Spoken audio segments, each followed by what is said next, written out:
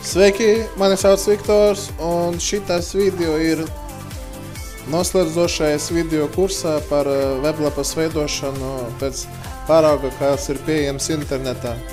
Tad mēs skatāmies, kas mums ir sanācis. Skatāmies oriģinālu. Var redzēt, ka viss ir ļoti līdzīgi, un arī visa kursa laikā mēs daudzas lietas esam iemācījušies. Tā, un kas vēl ir nepieciešams? Šajā video es izstāstīšu par tādu lietu, ko vēl vajag izstāstīt. Pirmkārt, mēs vienu failu noformēsim tā, ka tas būtu pēc standarta, un arī tā, lai jums pēc tam pašiem atverot lapas kodu, viss ir vairāk saprotams. Es to izdarīšu tikai vienam failam, pēc būtības tam būtu ideāli, ja visos failos tas būtu, bet tā ir tā lieta, ka jau sākot veidot, kad mēs būtu izveidojusi tādu šablonu, kur viss ir pareizi ievadīts, tad pēc tam to nokopēt visos failos arī tas būtu. Tā kā tas nav kritiski, bet par to jāzina. Un tā, mums pirmais ir doctypes, pēc head sadaļas sākuma, vajag mazliet to lietu noformatēt. Es noformatēšu tikai vienu failu, bet jūs to viegli sapratīsiet. Tā, te mums ir table content, tā, te ir header sākums. Es vienkārši to darīšu, un jūs, es domāju, jums būs viss saprotams, kāda ir tā galvenā jēga.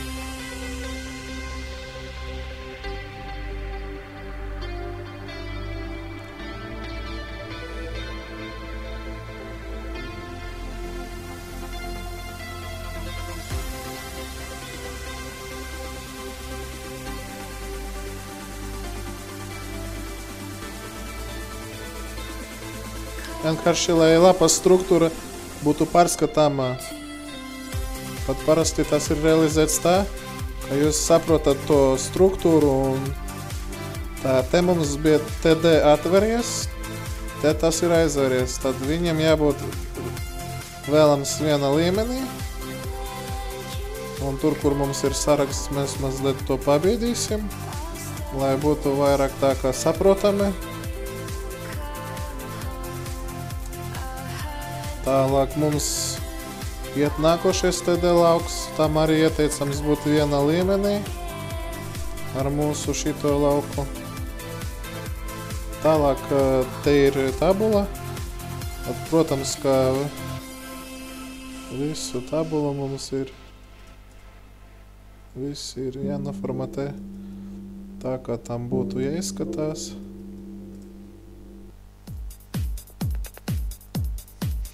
Protams, te arī nebūs ideāli, bet jūs vienkārši sapratīsiet to domu.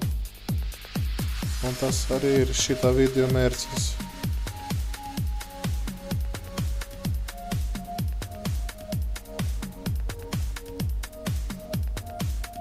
Tur, kur mums ir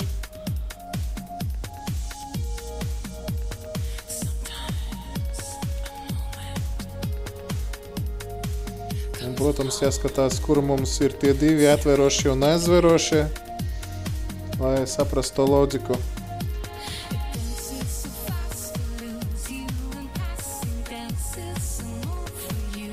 Protams, tur, kur ir iekšā saturs, piemēram, formām, tur visam jābūt, vienkārši visam jābūt pārskatāmam. Tā. Un te mums bija gray zone start. Tad arī šitam div tagam jāatrodas, ne šitam tagam, bet viņš arī tā atrodas, kur ir end of gray zone. Tā kā viss ir pareizi.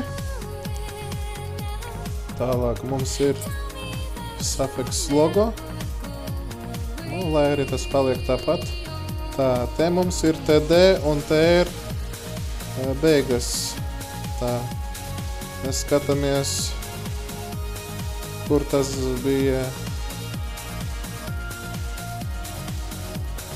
Labi, mums tas baigi principiāli nav. Te mums bija TR un TD. Tad atveram arī tā līmenī mums jābūt. Te būs T un TR būs T. Tā. Tagad mums būs nākošais.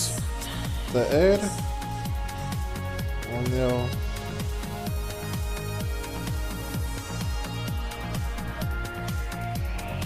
Tā. Tagad būs content start. Tam atkal jābūt viena līmenī. Un te mēs vienkārši to lietu nobīdīsim. Lai arī pēc tam mums pašiem ir vairāk saprotams, kas ir izdarīts. Protams, ka to tik ātri šajā video es visu jums neizstāstīšu. Visas nianses, bet tā galvenā doma ir, ko jūs šobrīd redzat, kā es formatēju, lai pēc tam man pašam vieglāk tik skaidrība vispār, kas ir ar kodu.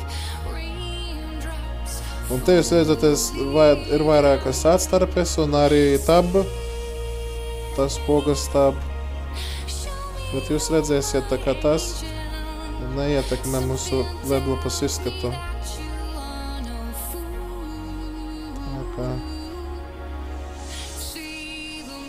Un vēl ir tāda interesanta lieta, ka dažreiz pat ir tā, ka te, kur ir mums saturs, dažās lapās jāapskatīties tieši saturam, kur teksts iet, parasti pat ignorēt tās atkāpes. Nu, bet ja es esmu jau to sācis darīt, tad arī izdarīšu.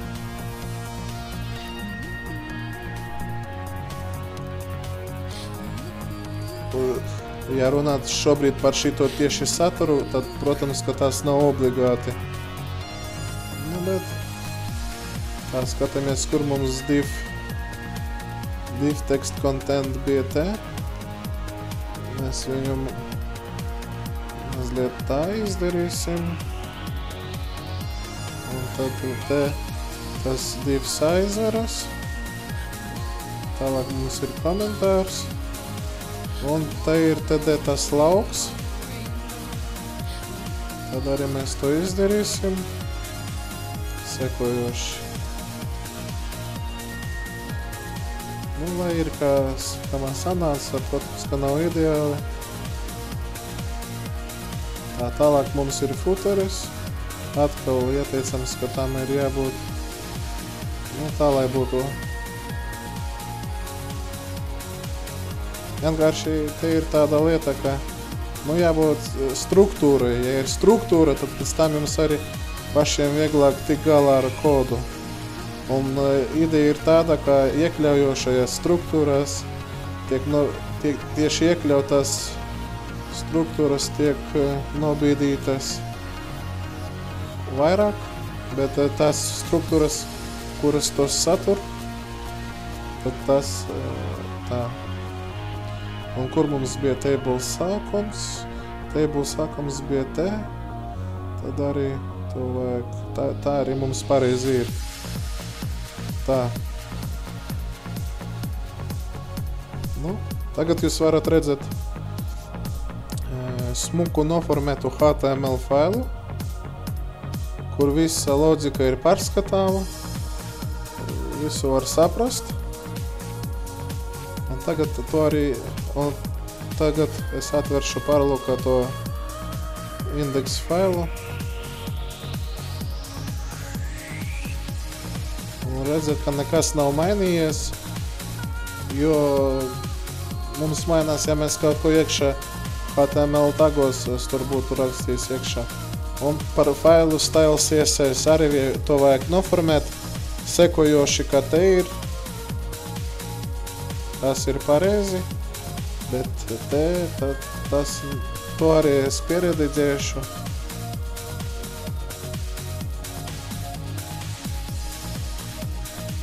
Lai viss ir tā, kā tam jābūt.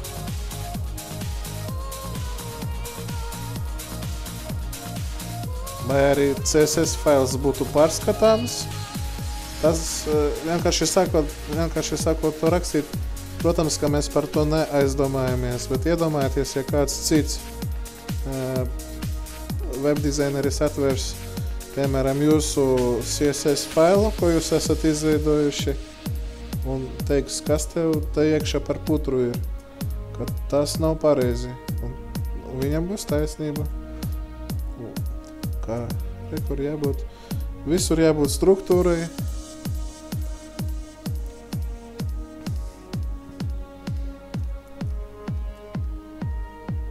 Lai viss būtu pārskatāmi. Citādāk, ja tas ir viss vienā rindā, nu tad tas nav īsti pareizi.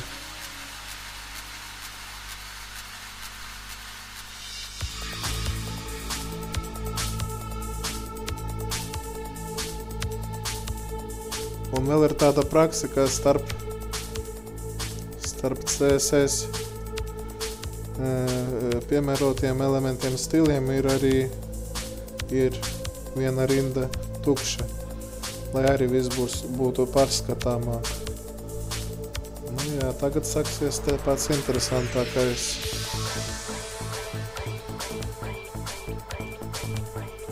Nu, jūs to galveno domu, es domāju, jau redzat, kas ir šobrīd tiek darīts. Tad es arī iesaku jums to izdarīt, vismaz CSS failā, jo to darīt HTML tos failos, ko mēs esam izveidojuši, nu tas jau nebūtu loģiski. Vienkārši tik daudz laika tērēt uz to.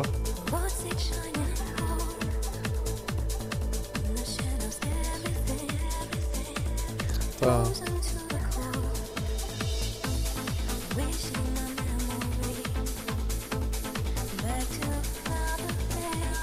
Nu labi, tad jūs galveno domu sapratāt. Neterēšu jūsu laiku, ka visam jābūt tā, lai viss būtu skaidri pārskatāms. Nu, un, protams, ka mēs atjaunojot mūsu failu, nekādas izmaiņas nav. Tā. Vēl lieta tāda, ko es gribu šajā video pieminēt. Tas ir jūsu failiem.